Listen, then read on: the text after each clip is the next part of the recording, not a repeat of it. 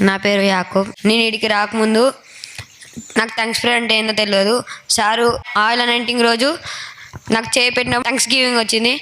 నేను అప్పటి నుంచి థ్యాంక్స్ ప్రేయర్ చేస్తున్నాను. అలాగే ప్రార్థనలో ఎంతో బలపడుతున్నాను. అలాగే బైబుల్ రీడింగ్ కూడా చేస్తున్నాను. బైబుల్లో జ్ఞానం కలిగి మనం ఎప్పుడు ఉండాలి అని చెప్తుంది. అంటే మనం ఎప్పుడు తెలివిగా ఎవరైనా అడిగినప్పుడు ఏదైనా ఆన్సర్ ఇచ్చేటట్టు మనం ఎప్పుడు ఉండాలి.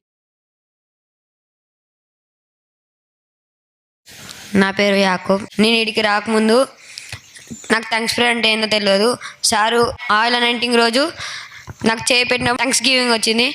నేను అప్పటి నుంచి థ్యాంక్స్ ప్రేయర్ చేస్తున్నాను. అలాగే ప్రార్థనలో ఎంతో బలపడుతున్నాను. అలాగే బైబుల్ రీడింగ్ కూడా చేస్తున్నాను. బైబుల్లో జ్ఞానం కలిగి మనం ఎప్పుడు ఉండాలి అని చెప్తుంది. అంటే మనం ఎప్పుడు తెలివిగా ఎవరైనా అడిగినప్పుడు ఏదైనా ఆన్సర్ ఇచ్చేటట్టు మనం ఎప్పుడు ఉండాలి.